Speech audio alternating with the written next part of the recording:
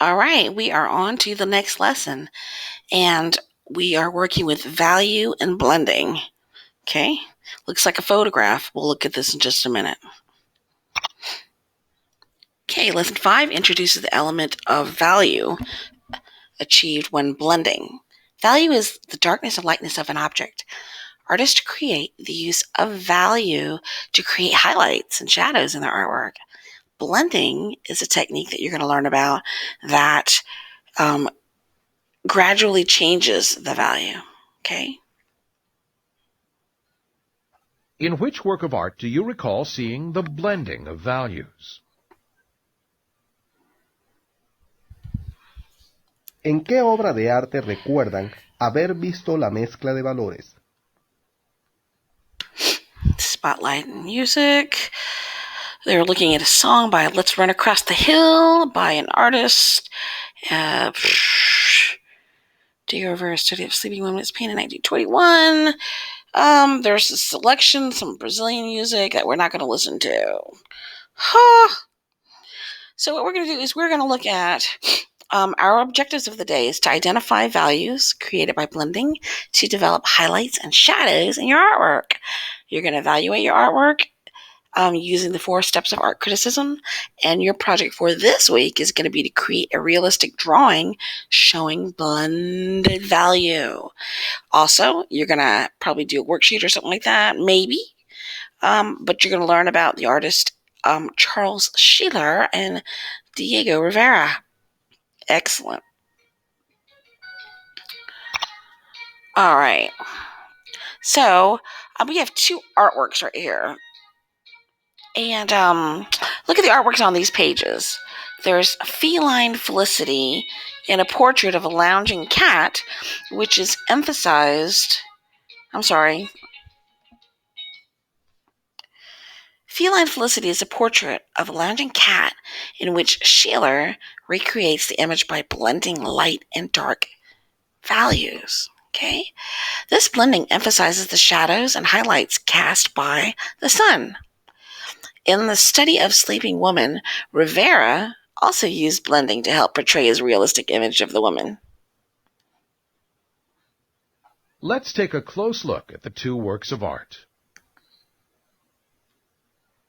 Vamos a observar detalladamente las 2 obras de arte. Both works of art were created during the same century. In which century were they created? We'll look at the dates in just a minute, okay? So, seeing like an artist, how would you draw a corner where the walls meet the ceiling? Would you blend the value gradually, or would you contrast between light and dark to be drastic? I don't know. Each person has their own style, so let's check it out. So we're going to check out this first one. I'm going to study both of the artworks to learn about what is value and how the artist used value to create their artwork. Find light and dark in both areas. So in this one, it's saying in Sheeler's artwork, Sheeler, by the way, created artwork that says along the back wall, the stripes of the cat, the shadow cast by the chair, and the lightness. So let's look it out. Let's look at this. By the way, Charles Sheeler. Let's see what the deal is with Charles Sheeler. Charles Sheeler, okay, was born in 1883, died in 1965, studied at the famous Pennsylvania Academy of Fine Arts in 1903. So this is where he learned to paint. We were talking about what century this was. He later traveled to Europe and studied the works of French painters. He returned to the United States, lived in New York City, and the inspiration for his popular industrial works was when he worked in New York City. He practiced painting, drawing, photography. His art focused on how these media work together to contrast and to complement his subject. So let's look at this. Zoom in. And when you look at this, you really looks like a photograph, doesn't it? Right here, it tells us the name, tells us he is an American artist. The name of the artwork is Feline Felicity, painted in 1934. It's black crayon on paper. Holy cow.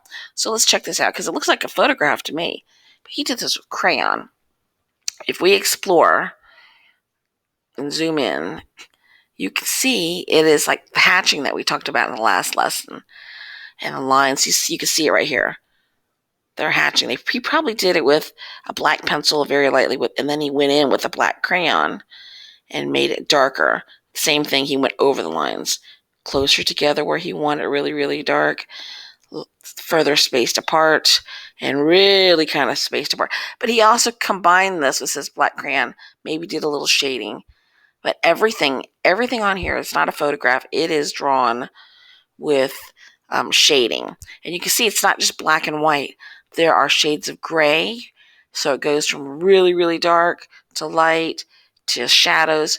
So there's all sorts of value in this. So light to dark everywhere. It's not just one color. It's not just black and gray. There's different shades of gray, different shades of black. Dark, dark, dark.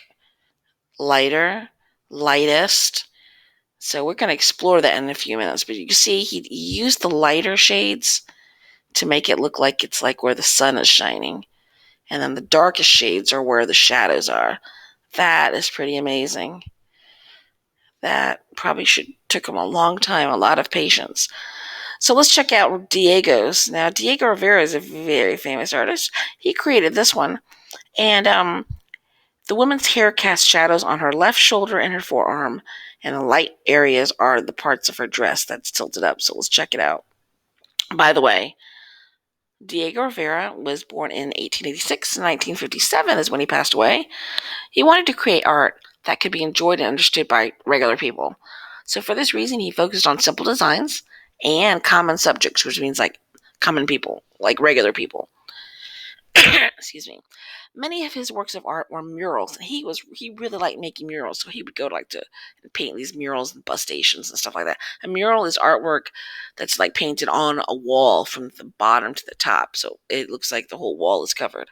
So while he was painting, he would often tell shocking and amazing stories as crowds would gather around just to watch him and listen to him.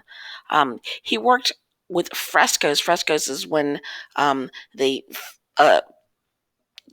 plaster a wall, and where it's still wet, he would paint on the wet wall, so when it dried, the artwork would kind of like seep into the wall.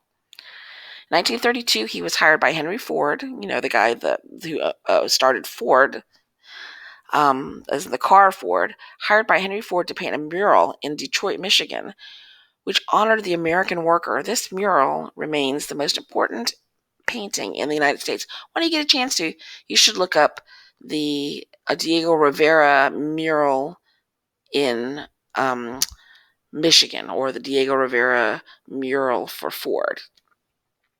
So anyway, this was painted in 1921. This is black crayon on white paper also. So his is not as dramatic as the last one, but he has a different style. So you can see where his lines are real closer together, and he's really dark, to emphasize like the shadows, and then it's on her face, around her nose, and then the light areas like her cheek, and then you can see where he did shading around her hands, and also like the inside shadow of her blouse, and where your shadow would be underneath her hand, and shadow underneath her neck, and the clothing.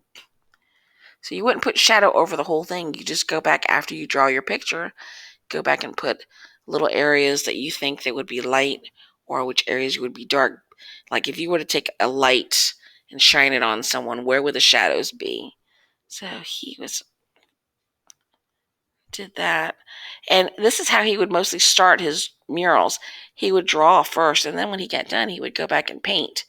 He would go out over and paint the areas. So he would use the darker colors. Let's say if this was green, he would make these parts darker green, and then these parts would be lighter. The lightest parts would be a lighter color. The darkest parts would be the shadows. Pretty cool. Okay, so how have these artists used blending to create variations? I just told you. So he used gradual blending from light to dark, and they weren't so extreme. It wasn't just black, it wasn't just white. He had all the shades in between that went from light to dark, like fade. Okay. Where did artists use? Okay, I already told you all that. Gradual blending, really all over the place. What kind of mood? Let's see. Gradual blending conveys a smooth, calm mood. It does look really smooth and very calm. You don't see anything harsh. You don't see anything like jagged. So it just looks very like, she's just chilling out. The picture looks very soft. Her outfit looks soft, very relaxing. Even her hair, and same with the cat. It looks like a very relaxed picture. You don't see anything, you don't see any jagged lines or anything like that. So calm mood, very calm pictures. So let's check this out. Value. Describe the lightness or darkness of an object. Value. The word value depends on how much light a surface reflects. So here is a chart. You have black. You can practice this too. You know how we did the scale last time? You could practice too by taking a rectangle once again, and then make one box as black as black as black, the darkest you could go. When I do like these things, I like to go the opposite way. I'd like to start with this box with nothing in it, and then I go to this box, make it a little darker. Go to the third one, make it a little more darker, and then you could take your finger and you could rub it, smooth it out, and keep going until you go to the very, very, very darkest. Blending is when there's a gradual change. You don't see like, the different blocks in between. It just smoothly goes in between.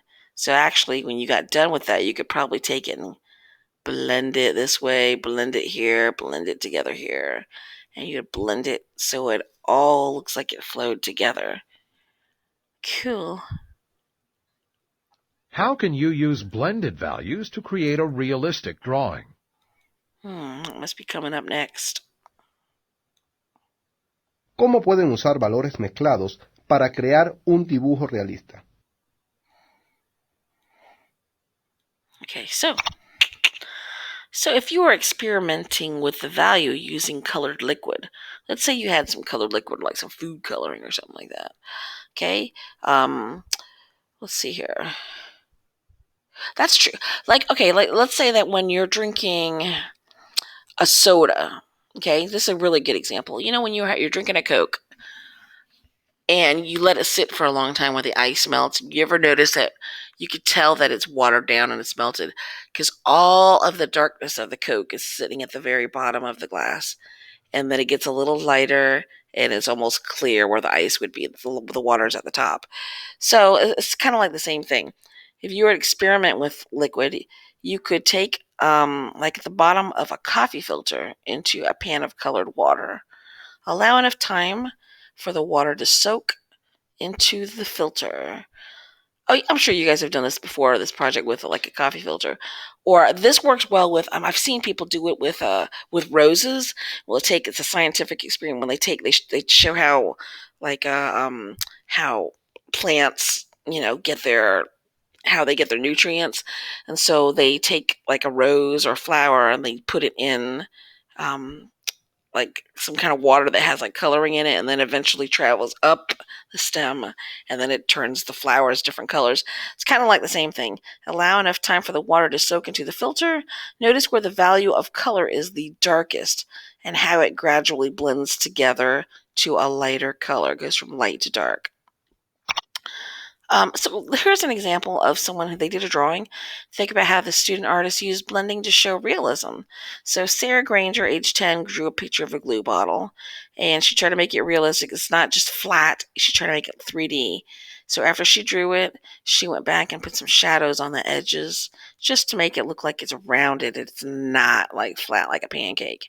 Kind of put some shadows on the edges, and also shadow underneath here, shadow right here, as if there was a light on this side shining on this part. So if you took a flashlight and you're shining it on this, all this would be light, and then all this part would be dark. She really probably could have put like a shadow underneath here to make it look a little bit more realistic, but that's cool. I also like how she put the line behind the tape, the piece of glue, so we could see where the ground is or where the table is. It's not just floating in the air.